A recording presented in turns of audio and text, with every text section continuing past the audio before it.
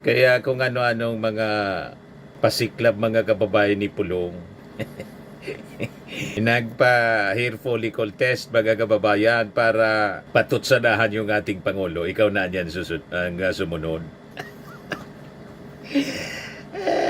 Wag kami Pulong. So makikita natin mga kababayan, habang pilit niyang nililihis yung katotohanan, yung usapan, at gumagawa ng ingay para atakihin muli yung ating Pangulong Bongbong Marcos at si Martin Romualdez. Pero mga kababayan, isang katotohanan ang hindi kayang matakasan po ni Pulong, na siya po has a long unresolved trail of controversies na kinakaharap po.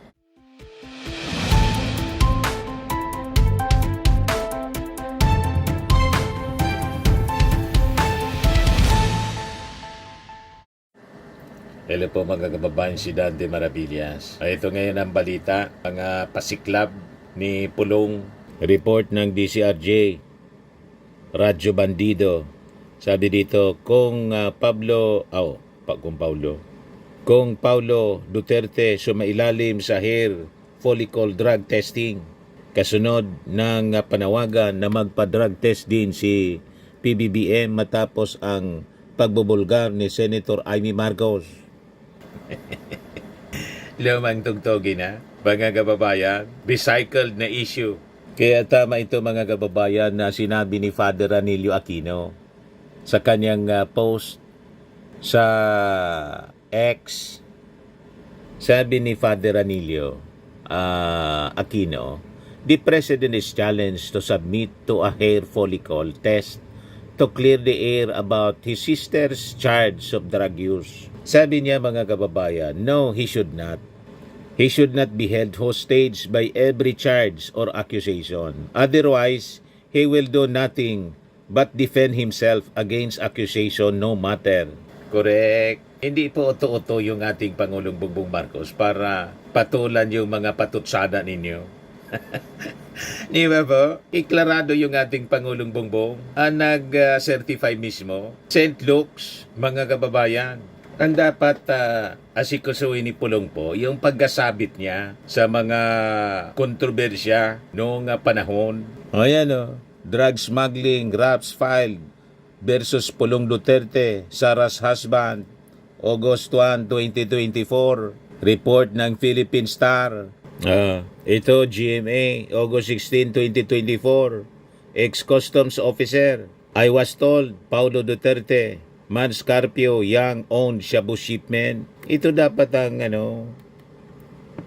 unahin niya kasi nauna tong mga kontrobersy, mga kababayan na lumabas 2024 pa. Ito pa, report ng Inquirer, don't name Paulo Duterte, Man Scarpio, Young in 2018 Shabu import mess. Yan yung sabi ni ex-BOC official Jimmy Goban, told lawmakers at the House Quad Committee hearing. Kaya kung ano-anong mga pasiklab mga kababayan ni Pulong, nagpa-hair follicle test mga kababayan para patutsadahan yung ating Pangulo. Ikaw na yan sumunod. Wag kami Pulong. So makikita natin mga kababayan, habang pilit niyang nililihis yung katotohanan, yung usapan, at gumagawa ng ingay para atakihin muli yung ating Pangulong Bongbong Marcos at si Martin Romualdez. Pero mga kababayan, isang katotohanan ang hindi kayang matakasan po ni Pulong, na siya po has a long unresolved trail of controversies na kinakaharap po. Yun nga pinakita ko po sa inyo mga balita. Yan malinaw. Ito pa, yung ayaw niyang ipakita, yung tato, yung challenge ni Trillanes, mga kababayan sa kanya. Ito yung mga kinasangkutan na controversies, mga kababayan, ni Pulong Duterte. Yan Yan, mga kababayan. Yung magnetic lifters, remember? Sabi dito sa report ng Inquirer, file photo, Philippine Drug Enforcement Agency agents examined the magnetic lifters which purportedly contained billions worth of shabu in Cavite on August 10, 2018. Philippine Daily Inquirer. Sino yung nag-expose? Si ex-BOC official Jimmy Goban. Sa investigasyon mga kababayan ng Quadcom. So makikita natin mga kababayan na habang lumalalim yung investigasyon, mas lumilinaw po yung pagkakaiba. Si Pulong Duterte, puno ng tanong, kaso at misteryo. Una, mga kababayan, sa Caloocan drug case, revived by the Ombudsman. Ito ay officially revived case. At bakit ito importante? Kasi po, matagal nang may aligasyon ng drug links. Matagal na pong iniiwasan ang investigasyon. At matagal nang may mga pangalan at koneksyon na tinangkang ilibing. So, nagets nyo, mga kababayan? Pilit na nililihis yung kwento mga kababayan doon sa hair follicle. Pangalawa, yung 6.4 billion shabu shipment. The scandal he wants you to forget. Mula po sa Senate Blue Ribbon Report, 600 kilos of shabu dumaan sa Green Lane na walang inspection from China, approved without X-ray. Testimony of broker Mark Taguba linking the Davao Group. Allegations involving Pulong and Manasseh Carpio, husband of Inday, Sara. A customs official said he was warned. Huwag mong banggitin sina Pulong, Carpio at Michael Yang. Ngayon ang report po. August 16, 2024. Don't name Paulo Duterte, Mans Carpio Yang in 2018 Shabu import mess. O, di ba, mga kababayan? Ano pa? Yung whistleblower ang nakulong, hindi ang pangalan ng mga Duterte. This is not humor, this is documented record. Kung wala siyang kinalaman, bakit ang whistleblowers ang inobos nila? Pangatlo, yung tattoo challenge. Bakit hindi niya kayang sagutin? Inamon siya ni Trillanes na ipakita yung kanyang likod. Ano sagot mga kababayan ni Pulong? No way. Yan o. Sabi dito sa report ng News 5. Vice Mayor Duterte, Pulong Duterte on Senator Trillanes request to show his alleged triad tattoo. Ilang beses ko sasagutin na ayaw ko. Pagkatapos ngayon, ang lagi nila mga kababayan, hindi lang siya, yung mga DDS, ang laging sinasabi, hair follicle daw. At ngayon, nagpa-hair follicle si Trillanes, o si Pulong, para i-challenge yung ating Pangulong Bongbong, sunod kanaan niya. Yung tattoo niya nga, hindi pinapakita, ayaw niya. Pero kung makademand mga kababayan sa ating Pangulo, wagas. Kaya sabi ni Father Ranilio Aquino, pagpatulan. Wag ganyan ninyong patulan yan. Yan yung post niya mga kababayan. Oh. No, he should not. He should not be held hostage by every charge or accusations. Kapon lang ito sinabi ni Father Ranilio Aquino. Otherwise, he will do nothing but defend himself against accusations no matter. Oto-oto lang ang papatol siya. Pag sila nga, yung tattoo lang ayaw ipakita. Challenge din si Digong noon na magpa-drug test. Sabi ni Harry Roque, bakit ninyo inuutusan yung Pangulo na magpa-drug test? Si Digong po, aminado na nagmamariwana, gusto ninyong marinig? Ito, iparinig ko sa inyo. It's a killing activity. And I think my age, ako hindi masyado. Kasi nagmamariwana ako para Mamariwana daw siya. Para magising. Para magising daw. Hindi na kaya. Inadmit niya mismo, nagmamariwana siya. Pagkatapos, wala kayong tigil sa pag-akusa sa ating Pangulong Bangag. Negative po ang ating Pangulo sa drug test. Paulit-ulit lang. Ang nag-certify, ang nag-examine sa kanya, St. Luke's Hospital. Matitino ang mga doktor dyan. Ano ba po, mga kababayan? So, challenge siya no ni Trillanes, mga kababayan. Ipakita yung tato. So, ano nangyari? Hindi niya pinakita, hindi niya dinipinsahan, hindi niya sinagot, at galit pa siya sa nagtanong.